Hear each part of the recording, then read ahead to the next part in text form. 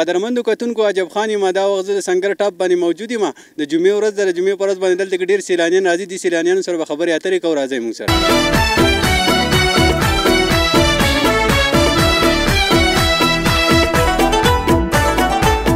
موږ منګورې نه راغلي یو پاڼ خواجه آباد کې اوسېږو او دلته کې دا سنګر موږ ته نږدې ځای دی دا ډېر ښکلی ځای دی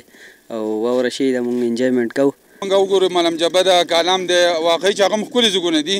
خو هغې فاصله دومره زیاته ده چې هغه به ته سهار وختي ځې بیا به چې راځې نو پوره ورځ به دې لګي او دا علاقه چې زموږ د اده کمه چې د جامبیل سنګر فرونه یادېږي نو دا که یو سړی د په 2 بجې په 3 بجې هم د منګور نه راشي نو دی واپسي چې دی ښه په رڼا کې خپل کور ته تللی شي د سیلانیانو مسکن سوات ته چې څنګه په ګرمۍ کې د سیلانیانو راتګ سیوا وي همدغه شان په یخنۍ کې هم د واورې لیدو لپاره د دغه خلکو په رش کې څه کمی نه دی راغلی ډېر ښکلی موسم دی سنګر ډېر ښکلی دی زه دې نورو ته هم چې راشي انجوی کوي دا ځای حکومت له پکار دی چې د عوامو سره کم دی هیلپ وکړي او د دې لپاره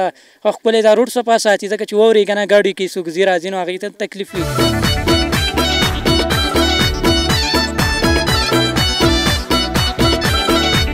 قدرمندو کتونکو د سیلانیانو خبرې تاسو واورېدې چې سنګر د سیلسي پارټۍ ځای دی خو که چېرې حکومت په دې باندې لږ شانته کې نظر واچوي دلته کې هوټلې پارکونه تیار کړي نو دا به د سوات په سیاحت کې ډېر مددګار شي د کیمرامین عبدالله جان سره عجب خان پاڅون نیوز سنګر سوات